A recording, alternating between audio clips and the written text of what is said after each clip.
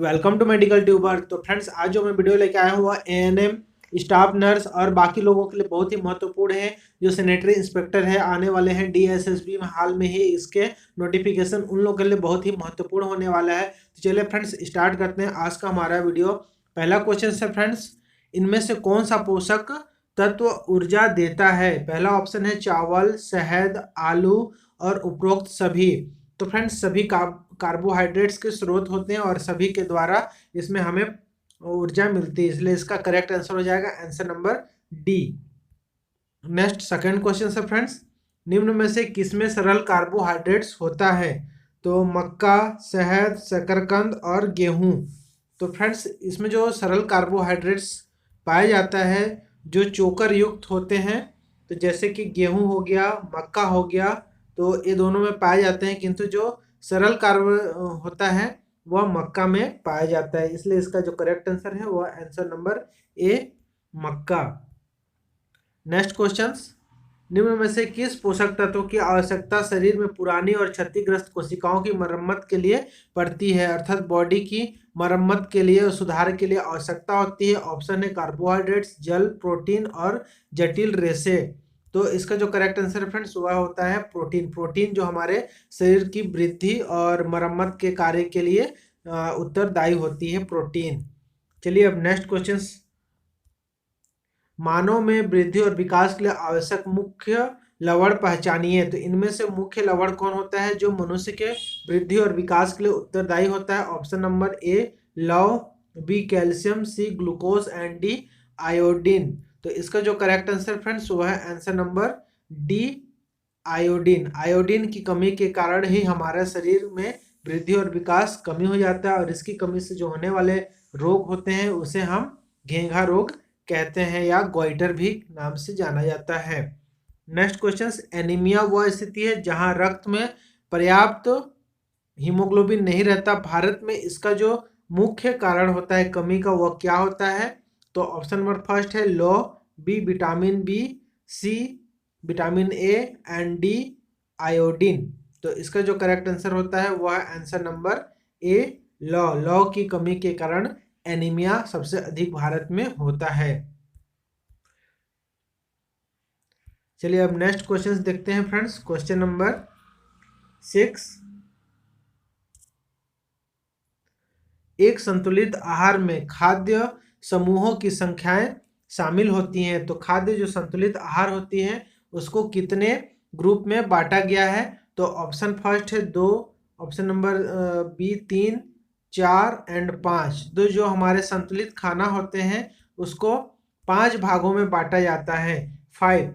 तो सबसे पहले आपका जो ऊर्जा देने वाले आ जाएंगे, पहला में ऊर्जा देने वाले, दूसरा में आपका फल हो जाएगा, तीसरा में आपका सब्जी हो जाएगा, चौथा में आपका प्रोटीन युक्त हो जाएगा, और पांचवा में जो है मिल्क से रिलेटेड कुछ वस्तु या सामग्री मतलब खाने वाले या पेय मिल्क हो जाता है। इस तरीके से आपका जो संतुलित आहार होता है उसे खाद्य समूहों की संख्या में 5 समूह होते हैं।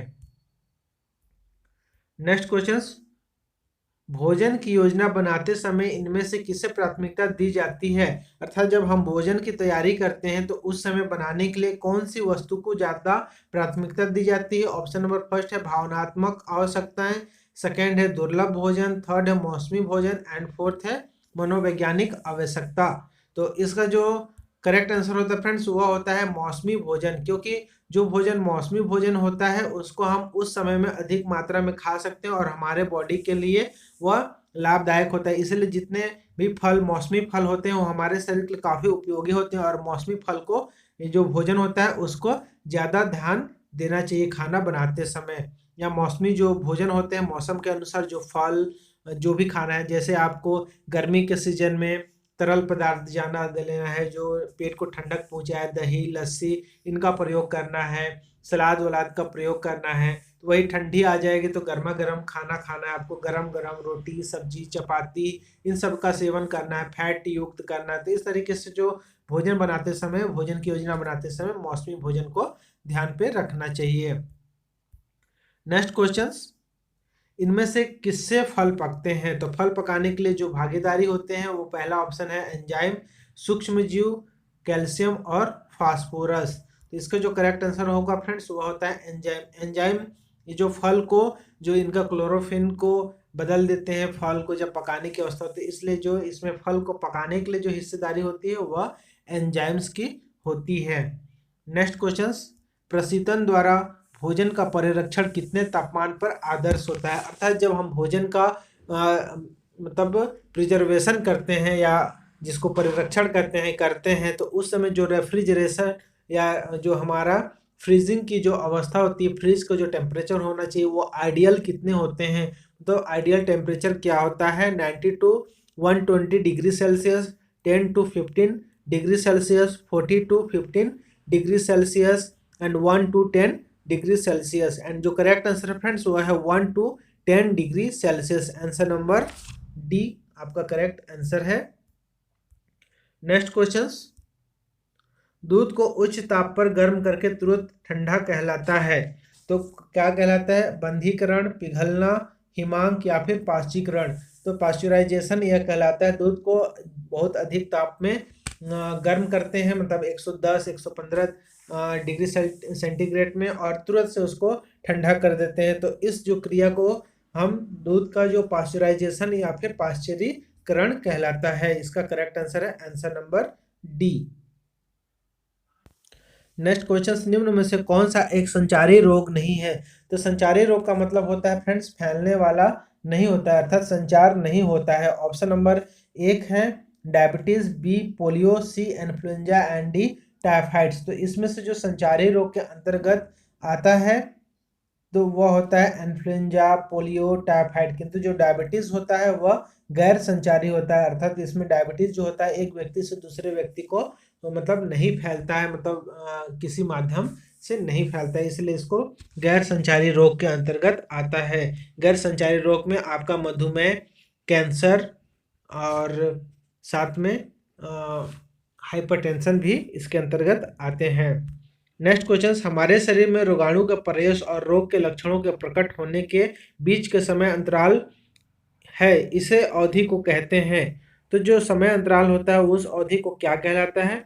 ऑप्शन नंबर फर्स्ट है रोग प्रतिरोधी, प्रबंधन, उपचार या रोगोद्भवन, अर्थात इंक्यूबेशन पीरियड। तो इसका जो करेक्ट आंसर होता है फ्रेंड्स वो है आंसर नंबर डी, रोगोद्भवन अर्थात इंक्यूबेशन पीरियड कहलाता है।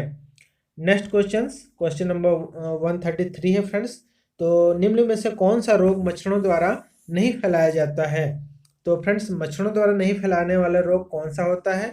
तो पहला ऑप्शन है मलेरिया, डेंगू, जापानी दिमागी बुखार जिसको जापानी एन्सेफ्लाइटिस भी कहते हैं, एंड उच्च रक्तचाप। तो इसका जो करेक्ट आंसर होता है वह होता है उच्च रक्तचाप अर्थात हाई ब्लड प्रेशर। इसको मच्छर द्वारा नहीं फैलाया जाता है। इसके अलावा मलेरिया, डेंगू, जापानी एन्सेफ्लाइटिस, दिमागी बुखार जिसको कहते हैं, वो तीनों को मच्छर या वेक्टर के द्वारा फैलाया जाता है। ये तीनों वेक्टर बोर्न डिजीज के अंतर्गत आते हैं। इसके अलावा फाइलेरिया भी इसमें आता है। 7 प्रकार की जो बीमारियां होती हैं वह आपका वेक्टर बोर्न डिजीज में आते हैं। नेक्स्ट क्वेश्चन, निम्न में से कौन सा गैर संचारी रोगों के लिए प्रयुक्त होने वाला एक और शब्द होता है? तो गैर संचारी रोग फ्रेंड्स जो फैलने वाला नहीं होता है, तो सबसे पहले जो गैर संचारी होता है उसको हम क्या कह सकते हैं? गैर संचरणीय रोग, अर्थात जो फैलता है उसको संचरणीय रोग कहेंगे। जीवन शैली रोग ऑप्शन नंबर बी, संक्रमणीय रोग और वाहक जनित रोग। तो फैलाने के लिए जो उपयोग में आएगा उसे वाहक जनित रोग कहेंगे।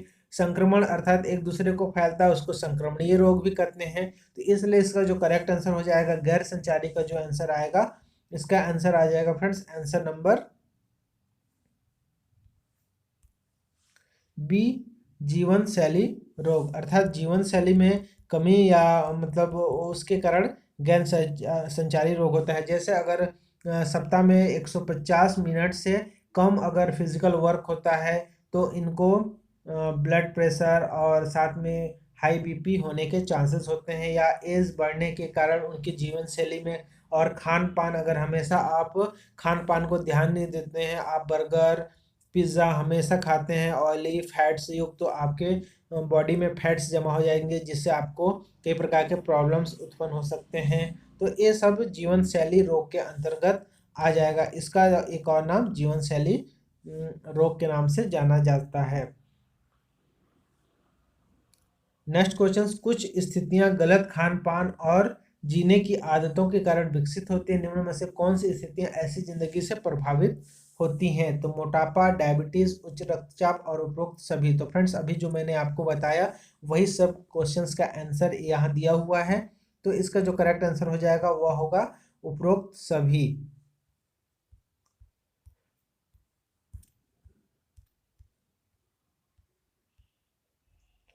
नेक्स्ट क्वेश्चन से फ्रेंड्स, निम्न में से कौन सा अपरिवर्तनीय कारक है जिससे गैर संचरणीय रोग विकसित हो सकते हैं?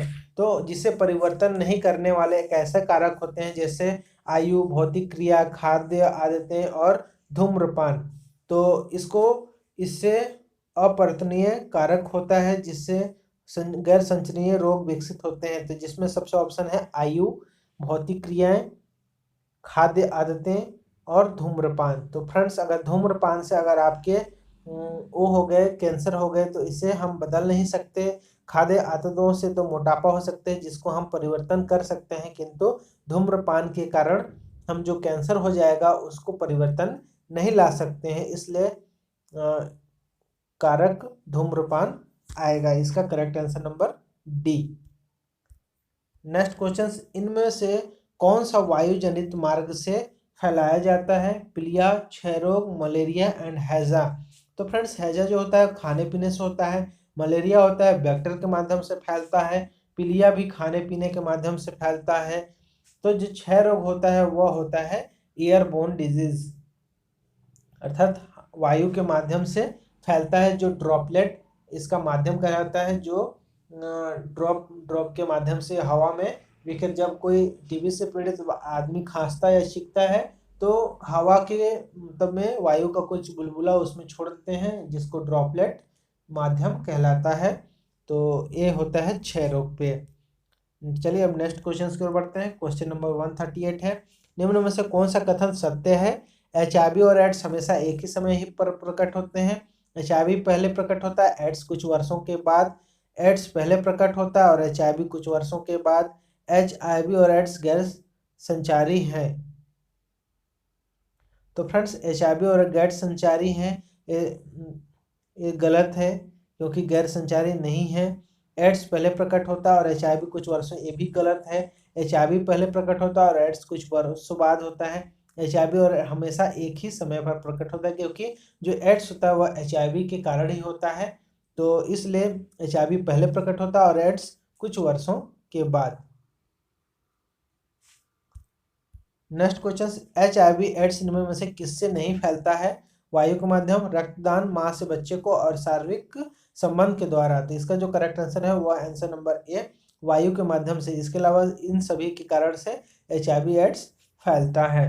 Next and last question friends, निम्न में से कौन सा रोग धूल या जंग लगी वस्तुओं के संपर्क में घाव के आने से फैलता है? टिटनेस, पीलिया, मलेरिया, हैजा। तो काफी सरल सा क्वेश्चन है friends, answer number A tetanus. Tetanus जो होता है रोग धूल या जंग लगी वस्तुओं के संपर्क में घाव के आने से फैलता है, तो टिटनेस। तो उम्मीद करता हूँ फ्रेंड्स टिटनेस जो होता है कॉर्नोबैक्टीरियम टिटेनी के कारण फैलता है। और आज का वीडियो आपको पसंद आया होगा तो चैनल को करें subscribe. Thank you for watching, have a good day. जय हिंद, जय भारत।